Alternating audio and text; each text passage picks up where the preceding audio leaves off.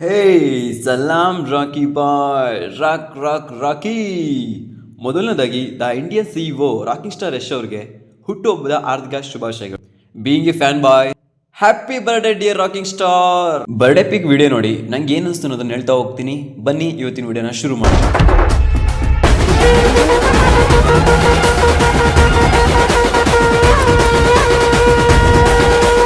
Birthday pic video ನೋಡಿ ನಾ ಆಶ್ಚರ್ಯ ಆಗಿದ್ದಂತೂ ನಿಜ.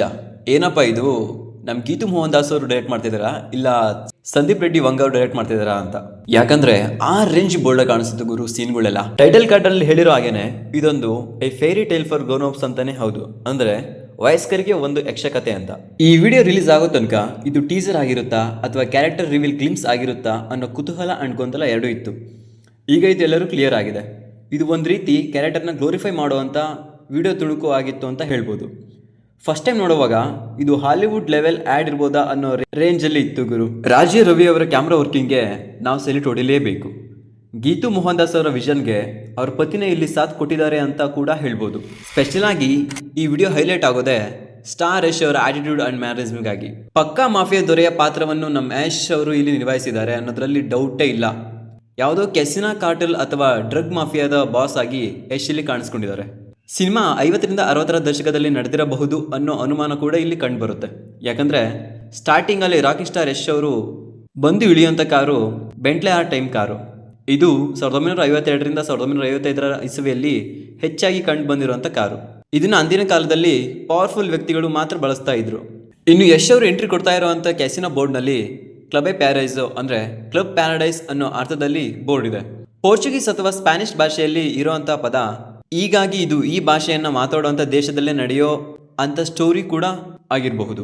ಅಥವಾ ಅಮೆರಿಕದಲ್ಲಿ ಕೂಡ ಈ ತರಹದ ಕೆಸಿನೋಗಳನ್ನು ಕಾಣಬಹುದಾಗಿತ್ತು.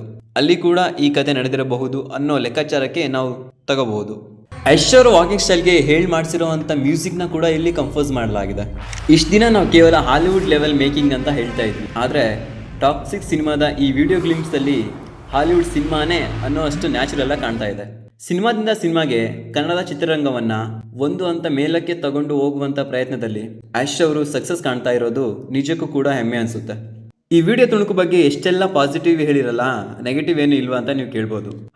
ಇದೊಂದು ಇಂಟ್ರೊಡಕ್ಷನ್ ಥರ ಇತ್ತು, ಇದೇ ಸಿನಿಮಾದಲ್ಲಿ ಇರುತ್ತೆ ಅಂತ ಹೇಳೋಕ್ಕಾಗಲ್ಲ. ಎಲ್ಲಕ್ಕಿಂತ ಮೊದಲು ಕೇವಲ 59 ಸೆಕೆಂಡ್ ಮಾತ್ರ ಇದ್ದಿದ್ದೇ ನಮಗೆ ಬೇಸರ ತರುವಂಥ ವಿಷಯ. ಸ್ಟೋರಿ ಹಾಗೂ ಎಂಟರ್ಟೈನ್ಮೆಂಟ್ ವಿಚಾರದಲ್ಲಿ ಸಿನಿಮಾ ತಂಡ ಸಾಕಷ್ಟು ಕೆಲಸ ಮಾಡ್ತಾ ಇದೆ ಅನ್ನೋದು ತಿಳಿದು ಬಂದಿದೆ. ಹೀಗಾಗಿ ಸಿನಿಮಾದಲ್ಲಿ ಮೆಸೇಜನ್ನು ಹುಡುಕೋದಕ್ಕೆ ಹೋಗಬೇಡಿ, ಕೇವಲ ಎಂಟರ್ಟೈನ್ಮೆಂಟ್ ಮಾತ್ರ ನೋಡಿ ಅಂತ ಈ ವಿಡಿಯೋ ಗ್ಲಿಮ್ಸ್ ದೊಡ್ಡದಾಗಿ ಸಿಗ್ನಲ್ ಕೊಟ್ಟಿದೆ.